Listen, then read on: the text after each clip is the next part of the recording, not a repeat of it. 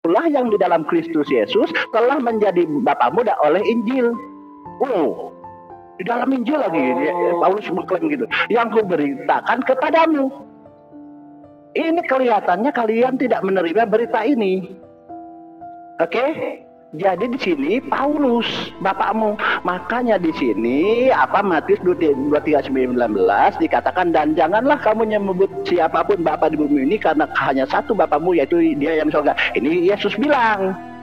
Tapi Paulus beda.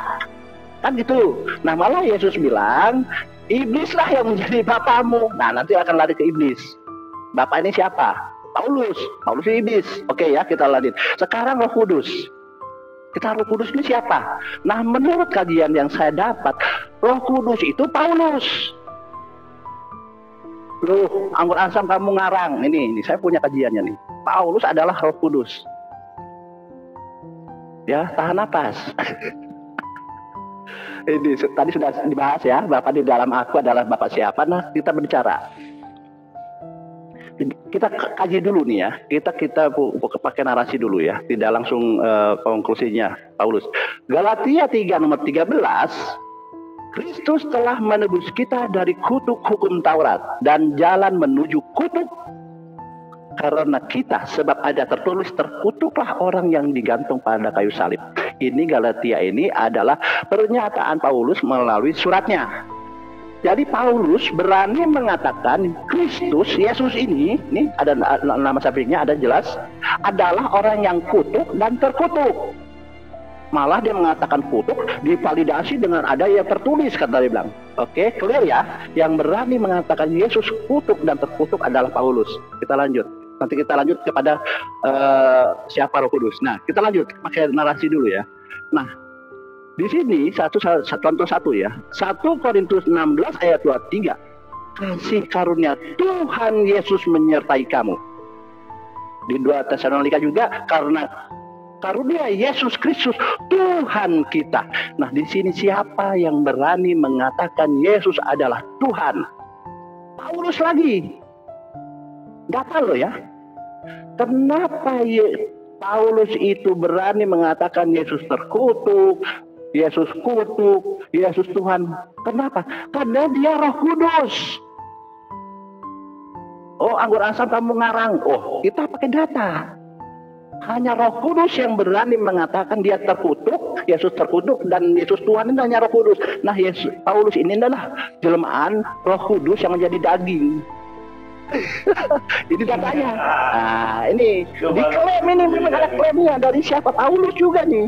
1 Korintus 12 ayat 3. Baca pelan-pelan.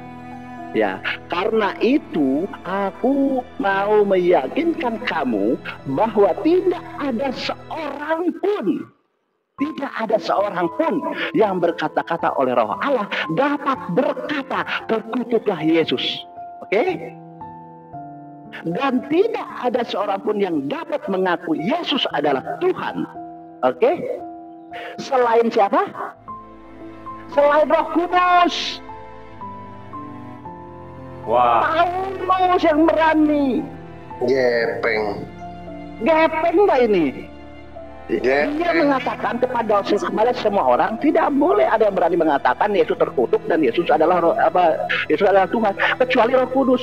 Nah, ternyata kan Paulus berani mengatakan gitu. Berarti Bapak itu adalah Roh Kudusnya. Itu Bapak itu adalah Paulus, anak adalah Yesus, Roh Kudus itu adalah Paulus. Jadi baptislah mereka atas nama Paulus, Yesus, dan Paulus. Ini sebelum saya satu ayat lagi sebentar ya, sebelum kamu jawab. Ini divalidasi. Makanya tidak boleh mengutuk Paulus. Kenapa Kristen meninggikan Paulus daripada Yesus? Karena divalidasi oleh Lukas 12 ayat 10. Setiap orang yang mengatakan sesuatu melawan anak manusia, ini biasanya menghujat ya, ia akan diampuni. Nih, setiap orang yang mengatakan sesuatu yang menghujat anak manusia, ia akan diampuni. Ini maksudnya menghujat Yesus akan diampuni. Tetapi barang siapa menghujat Roh Kudus, ia tidak akan diampuni. Jadi kenapa orang Kristen mati-matian membela Paulus? Karena dia Paulus. Silakan kamu bengkokkan. Lanjut, pakai data. Oke. Tadi dikatakan Yesus mengatakan Bapa di dalam aku. Nah, berarti di sini Paulus mengatakan, ya siapa yang Bapa itu? Bapa yang di dalam Yesus ini adalah Paulus. Karena akulah yang dalam Kristus Yesus yang telah menjadi Bapamu. Oke, clear ya. Jadi tidak bisa lari. Ini adalah Paulus memang. Kita lanjut tentang Paulus. Nah, sebentar Paulus. Ini siapa? Nanti ini sudah kita berhubung waktu sudah mepet. Kita nih siapa Paulus? Nah, kita baca 1 Korintus 9 ayat 20. Paulus ini kan. Ini Paulus juga yang mengaku nih. Tulisan saya ini artinya apa? Membacakan apa yang dikatakan Paulus. Kenapa kamu bantah lagi? Di Paulus di sini mengklaim 1 Korintus 9 ayat 20. Demikianlah bagi orang Yahudi, aku menjadi seperti orang Yahudi. Nah, Oten juga gitu ngaku-ngaku nih kitab Yahudi dipakai nih. Supaya aku memenangkan orang-orang Yahudi. Bagi orang-orang yang hidup di hukum Taurat, aku menjadi seperti hidup di bawah hukum Taurat. Ini penekanannya sini, sekalipun aku sendiri tidak hidup di bawah hukum Taurat, supaya aku dapat memenangkan yang hidup di bawah hukum Taurat. Ini apa maknanya? Orang bilang ini adalah munafik. Orang oke, nggak masalah. Kita tapi pakai data. Jangan mengatakan Paulus munafik. Kita pakai data. Ini apa maknanya? Baca di sini di Wahyu 3:9. Lihatlah beberapa orang dari jemaat iblis. Hancur perpuluhan. Ini jadi kita pakai data. Kita pakai data. Jangan ini adalah Paulusnya orang munafik yang pura-pura bertobat atau orang bertobat. Oke, itu asumsi, boleh kita punya asumsi. Tapi saya harus pakai data. Lihatlah beberapa orang dari jemaat iblis. Yaitu, lihat penjelasannya ya, jemaat iblis itu apa? Yaitu mereka yang menyebutnya dirinya orang Yahudi, tetapi yang sebenarnya tidak demikian. Paulus Melainkan berdusta. dia kan ahli Taurat, orang Farisi dia itu. Iya, melainkan dia berdusta. Itu kan sudah tadi ayatnya mengatakan Paulus itu begitu kan. Dia mengaku orang Yahudi, sebenarnya dia bukan orang Yahudi kan gitu. Melainkan berdusta.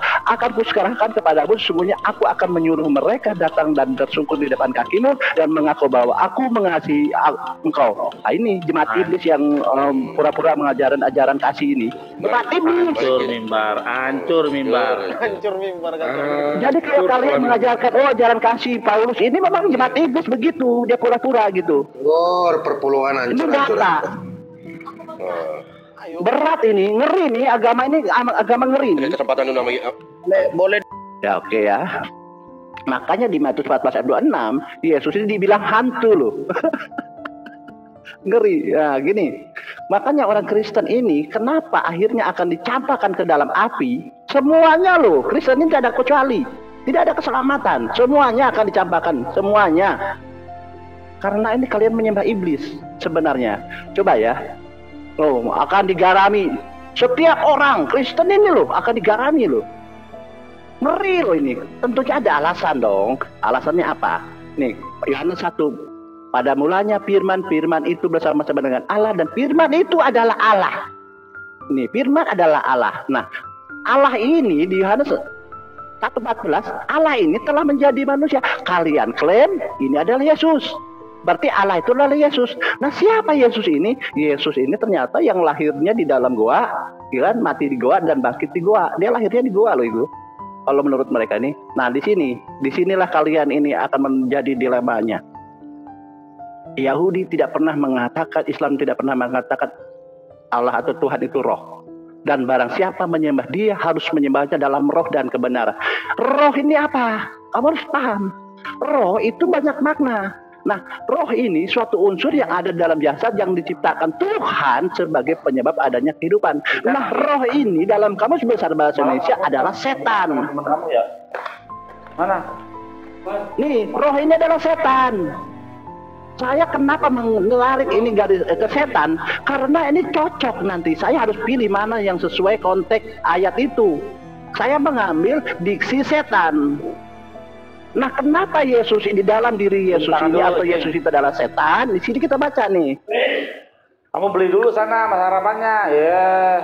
Agama penyembah roh, kamu googling aja. Agama penyembah roh adalah kepercayaan kepada makhluk halus. Kalian ini menyembah makhluk halus loh. Oke, sekarang Kamu bisa bedakan nggak antara roh iblis dengan roh Yesus ini? Oke. Ini apa bisa. bedanya?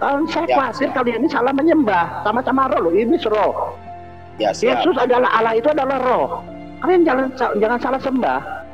Jangan-jangan siap. Tuhan Kristen adalah iblis.